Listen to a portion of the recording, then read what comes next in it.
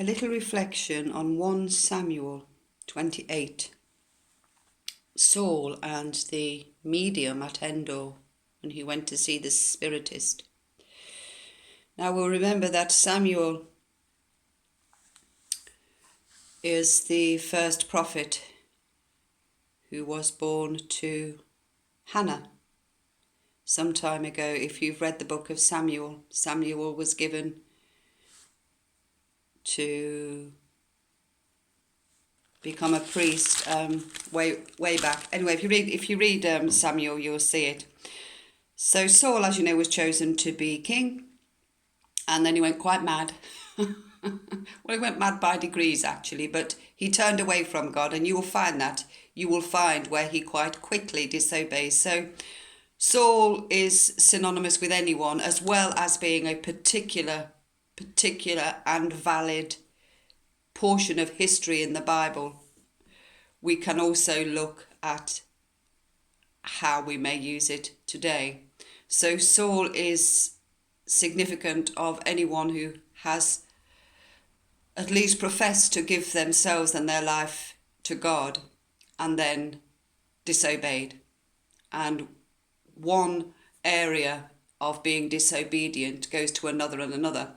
And you find with Saul, incidentally, where he first does disobey the Lord, when in actual fact he is very much in the Lord's favour. And on his journeys, after he has been visited by the Spirit, he prophesies with everybody else. And to prophecy in this manner, where all the priests and lots of the people were prophesying, this is telling us in the book of Samuel that when the Spirit of the Lord comes upon you, you prophesy. That's got nothing to do with telling the future.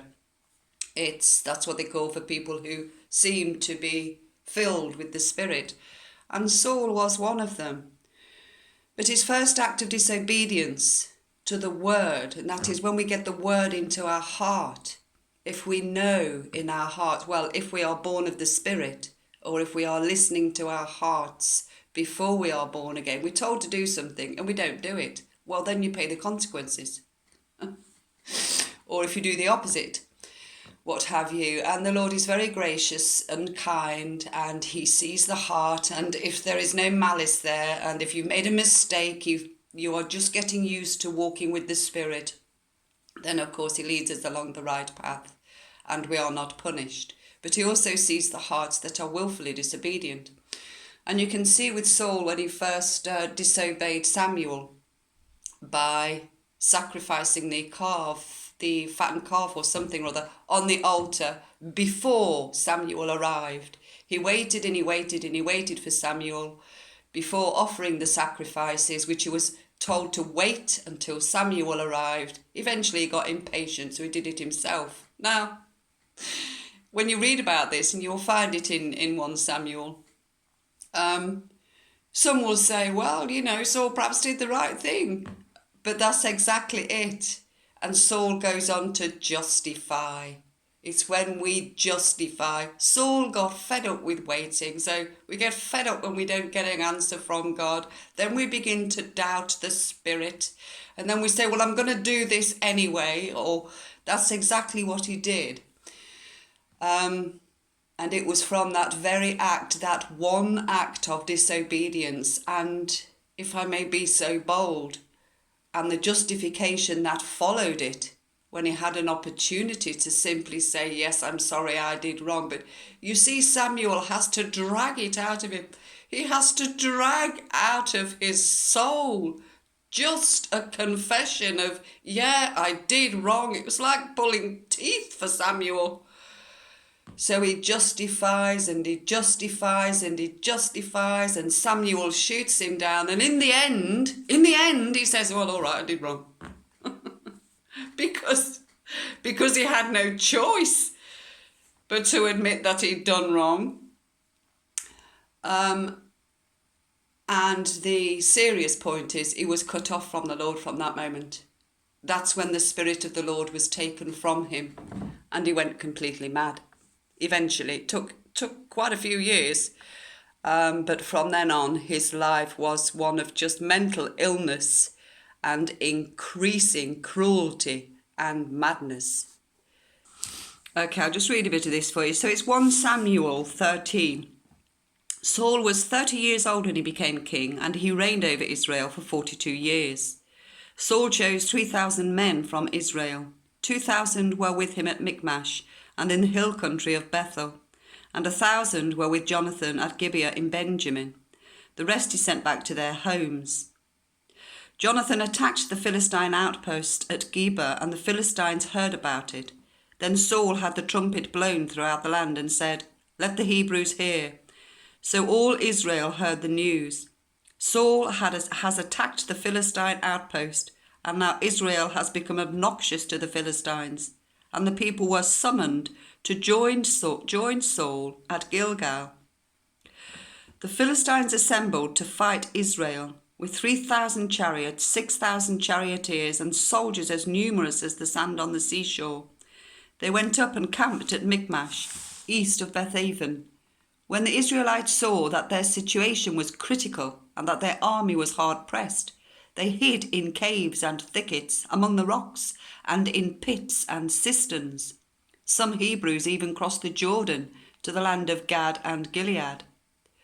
Saul remained at Gilgal, and all the troops with him were quaking with fear. He waited for 7 days, the time set by Samuel. But Samuel did not come to Gilgal, and Saul's men began to scatter. So Saul said, "Bring me the burnt offering and the fellowship offerings." And Saul offered up the burnt offering. Just as he finished making the offering, Samuel arrived, and Saul went out to greet him. "What have you done?" asked Samuel. Saul replied, "When I saw that the men were scattering, and that you did not come at the set time," there he is blaming Samuel, "and that the Philistines were assembling at Michmash, I thought, now the Philistines will come down against me at Gilgal, and I have not sought the Lord's favour. So I felt compelled to offer the burnt offering." "You have done a foolish thing," Samuel said. "You have not kept the command of the Lord your God. If you had, he would have established your kingdom over Israel for all time. But now your kingdom will not endure. The Lord has sought out a man after his own heart and appointed him ruler of his people, because you have not kept the Lord's command." Then Samuel left Gilgal and went up to Gibeah in Benjamin, and Saul counted the men who were with him. They numbered 600. So we have two things here. Immediately Saul had done wrong, Samuel arrived. Immediately we do wrong. We know in our heart we have done wrong. It's the voice of Samuel speaking. And what we either do is we admit it and we say, "Yeah, I did wrong," and we seek forgiveness. Or in our heart we begin to justify. And what Saul did here was to blame Samuel. "When you did not come at the set time." Now, Saul was probably talking very quickly to Samuel, as we do to ourselves in our own heart, because Samuel did not say what time he was coming. So that's a lie to begin with. This is how you know it's justification. So he's blaming him and lying in his heart. And what will never be forgiven is when we lie to the Spirit. So Samuel did not say, "I will come at a set time." He said to Saul, "You will not move or offer the sacrifice until I arrive." That was actually the truth. And then he goes on to try and make himself look virtuous. So he says, "I have not sought the Lord's favour." So he says he was doing the wrong he was doing, because in actual fact, he was aware that he needed to seek the Lord's favour. So you can see why, although it sounds very harsh that because of this one incident, he has lost actually the whole kingdom that the Lord has taken the Spirit of God away from him. But when you look at actually what was going on in Saul's heart, clearly this wasn't a one-off incident. Clearly, Saul's heart was bad, and it was covered with a cloak of piousness and decency. And in that one little paragraph, Samuel 13:11, it says absolutely everything about the state of Saul's heart, which was utterly in contempt towards instruction, even if that instruction came from the living God. So then we move on some way to Samuel 28, and you can read it all for yourself, what happens between Saul and David when Saul is rejected as king. Samuel anoints David, so David is God's chosen man. But it takes some 10 years or so, maybe less, I can't quite recall, before Saul is actually taken out. And which this is where David is purified by the Lord and is in the cave of Adullam, gets his men around him. So you have to read that yourself. So we go to 1 Samuel 28, where Saul is in a very bad way. He's gone quite mad. And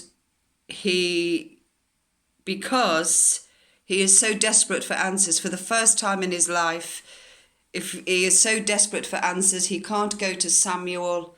And he's clearly in a bad way, as obviously he was going to be, because the Lord said he would be. He doesn't receive any word from the Lord, and he's got no comfort in his heart. The thing today would be, you've got no comfort from your religion. Your religion isn't working for you. You have no relationship with the living God. The advice that you give him probably goes against your own heart, and you find yourself in a mess. You can't trust yourself, and you can't trust the word of other people. And this is where Saul was, but obviously it was worse for Saul in a way, because he had actually been appointed by God, and his demise was absolutely quite shocking. So at this point, where he goes to the medium at Endor, I mean, what he is actually doing at the end of his life here, just before he falls on his own sword, what he is actually doing after a lifetime of at least confirming with his tongue that he believed in the God of Israel, when all his actions proved the exact opposite. When at every opportunity he would justify his wrong behavior, his wrong actions. Let's not forget, he had power. He had the power of life and death over other people, and he used it and hounded David to death and tried to kill him on numerous occasions.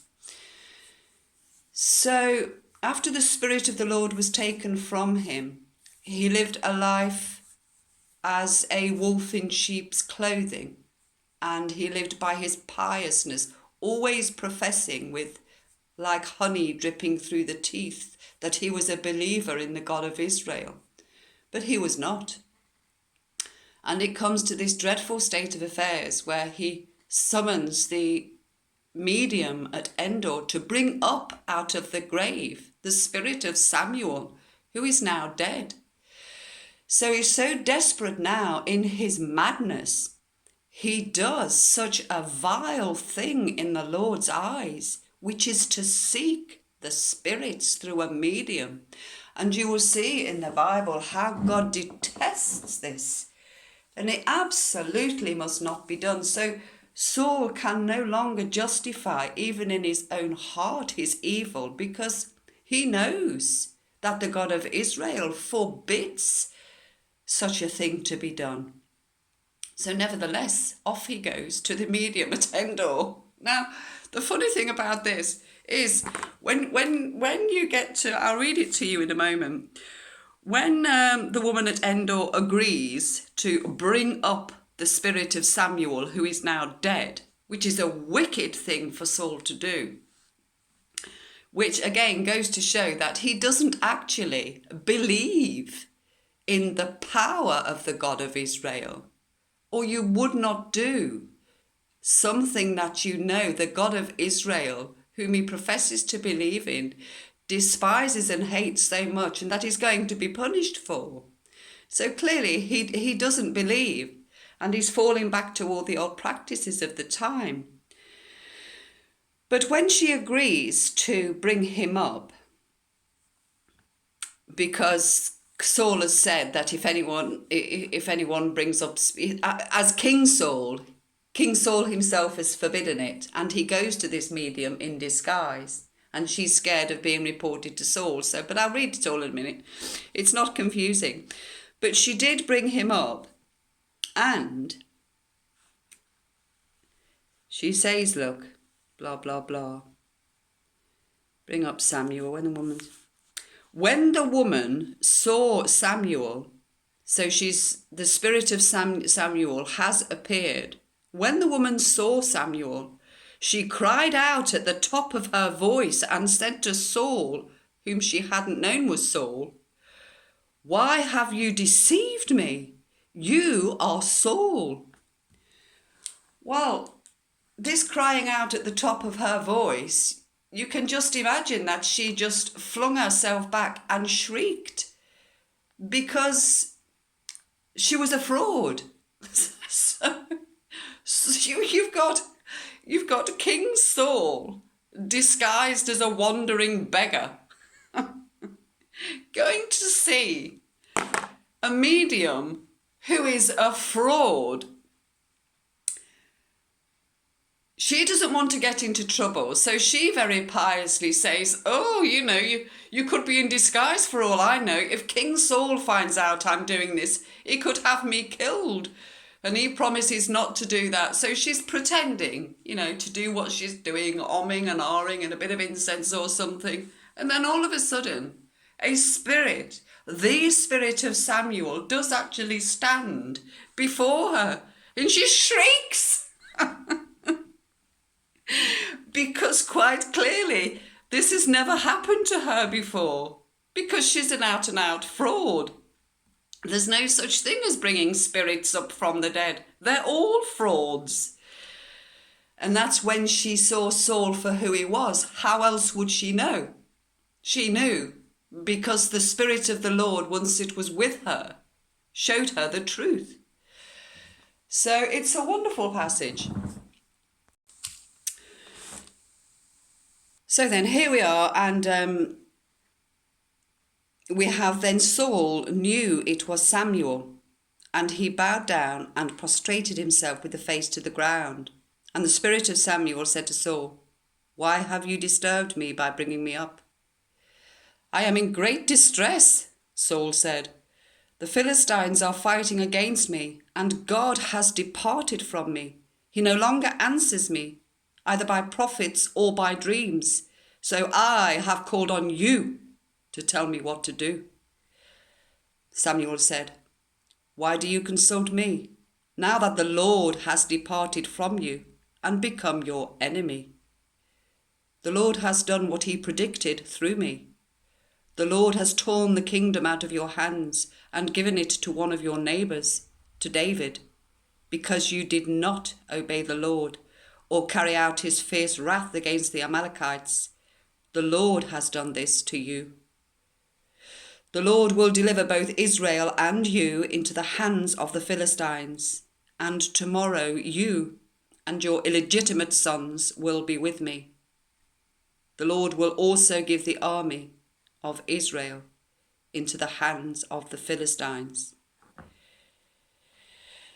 Immediately Saul fell full length on the ground, filled with fear because of Samuel's words. That may be the words of your heart.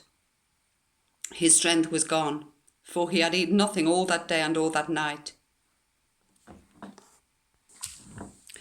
Then in 1 Samuel 31, we have, the Philistines were in hot pursuit of Saul and his sons, and they killed his sons Jonathan, Abinadab, and Malchishua. The fighting grew fierce around Saul, and when the archers overtook him, they wounded him critically. Saul said to his armor-bearer, "Draw your sword and run me through, or these uncircumcised men will come and run me through and abuse me. But the armor-bearer was terrified and would not do it. So Saul took his own sword and fell on it. When the armor-bearer saw that Saul was dead, he too fell on his sword and died with him. Now this is very important. So Saul took his own sword and he fell on it. When the armor-bearer saw that Saul was dead, he too fell on his sword. So Saul is dead here. And then in 31:8, a couple of sentences down, the next day, when the Philistines came to strip the dead, they found Saul and his 3 sons fallen on Mount Gilboa. They cut off his head and stripped off his armour, and they sent messengers throughout the land of the Philistines, etc. So we know that Saul was dead, and his own armour-bearer, which is his personal bodyguard knew that his master was dead, so he took his own life. And then we come over to the very first chapter of 2 Samuel, where again we have a liar, a deceitful person who tells a lie that is so unnecessary and only for personal gain, because they fully expected to get some kind of reward. They were grovelling, in fact, to King David. And instead of receiving a reward, he gets thrust through and killed by David. This takes us back to Haman as well. If you are a liar and a deceiver, and there is always deceit in your heart, if you can never just be true and say what you mean and mean what you say and do as the Lord says and live in a godly fashion, you will come to a terrible end. Now, we might not be thrust through with a sword, but your life will never ever be fruitful. Some people are very deceitful in their hearts by nature. And that's not to say that they cannot be transformed, but you have to first own it and see it at work in your own life. So we go then immediately from 1 Samuel 31 to 2 Samuel 1, the first chapter. And we've got, after the death of Saul, David returned from striking down the Amalekites and stayed in Ziklag for 2 days. So David is God's chosen man. On the 3rd day, a man arrived from Saul's camp with his clothes torn and dust on his head, which means that he's in great distress and he's got a terrible message to give. When he came to David, he fell to the ground to pay honour. David has the power to either take him in or take his life. "Where have you come from?" David asked him. He answered, "I have escaped from the Israelite camp." The Israelites, of course, are God's people, and these are the people that David loves. "What happened?" David asked. "Tell me." "The men fled from the battle," he replied. "Many of them fell and died, and Saul and his son Jonathan are dead." Now, then David said to the young man who brought him the report, "How do you know that Saul and his son Jonathan are dead?" And at this point, David had got himself under such fantastic emotional control, because inside he would have been cut to the quick. He would be shaking, he would be sweating inside. He had a heart for God, and Jonathan was his best friend, who he loved, he said, even more than he loved a woman. And Saul, he never ever stopped he never stopped respecting and loving, because he was God's anointed king. So Saul and his son are his heart and his soul. But he just stood there and he said, "How do you know that Saul and his son Jonathan are dead?" And the man lied. "I happened to be on Mount Gilboa, and there was Saul leaning on his spear, with the chariots and their drivers in hot pursuit.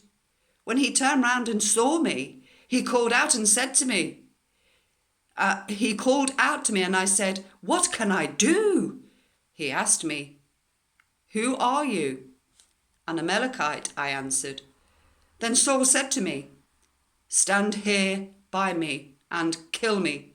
I am in the death throes, but I'm still alive." So I stood behind him and killed him, because I knew that after he had fallen he could not survive. And I took the crown that was on his head and the band on his arm, and I have brought them here to my Lord. Oh my Gideon, you don't want to lie before David about killing Saul. But you can see how this liar, goodness only knows who he was, we're not told. He's just a young man from the Israelite camp. He'd seen that Saul was dead on his sword with his armor bearer. And immediately he saw how he could take advantage of that fact, because he knew that Saul had been persecuting David.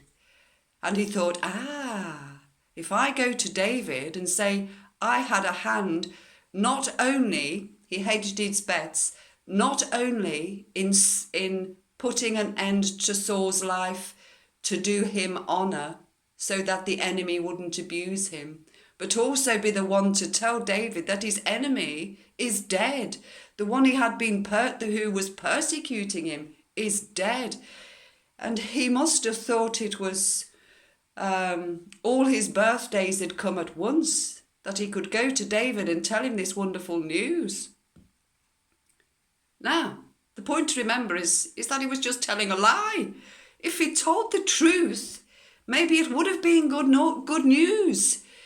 If he'd known anything about David at all, he would have also known that there was sorrow. But the fact that he told this wicked lie, that he found Saul alive, and that Saul spoke to him, that Saul asked him to thrust him through when he never did. So he thought he was going to get a wonderful reward from David for his lying. And this is what he got.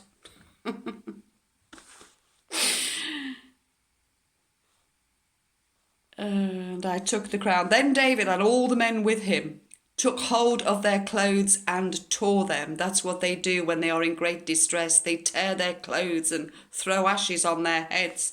They mourned and wept and fasted till evening for Saul and his son Jonathan, and for the army of the Lord and the house of Israel, because they had fallen by the sword. David said to the young man who brought him the report, "Where are you from?" "I am the son of a foreigner, an Amalekite." Oh, he was an Amalekite as well. He was an enemy. David asked him, "Why were you not afraid to lift your hand to destroy the Lord's anointed?" Then David called out one of his men and said, "Go, strike him down." So he struck him down and he died. For David had said to him, "Your blood be on your own head. Your own mouth testified against you when you said, 'I killed the Lord's anointed.'" Amen. And the Bible tells us repeatedly that the enemies of the Lord will fall by their own mouth. And in Revelation we are told, by our words we will be condemned. We will condemn ourselves.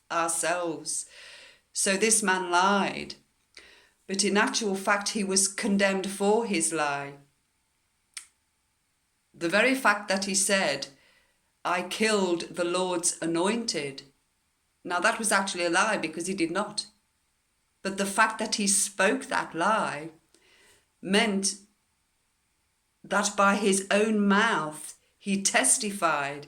So this is the absolute joy of the Lord and his word. You will be condemned one way or another by the lies you tell or the truth you believe you are telling. So David thought that this man had killed Saul, whether that be in the death throes or not. It was forbidden for anyone to take up a sword, forbidden by God for anyone to take up a sword against the Lord's anointed.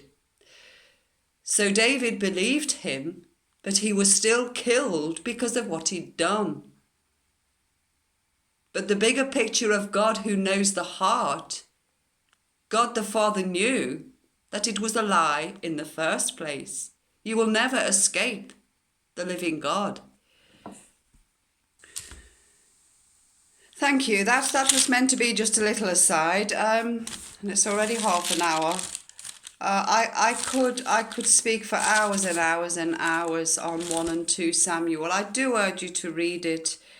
Just go through 1 and 2 Samuel, just slowly and stopping every now and again. Really try to read it in the spirit. It's the word of God for one thing, but it's setting the scene. It's setting the scene for God choosing David, and it's through the house of David that we come to Christ Jesus. And it shows very much more than that. There's so much in there as to how the Lord deals with individual people, with groups of people, with nations, his spirit moving. And Saul and David being enemies, and yet having the greatest of respect for each other.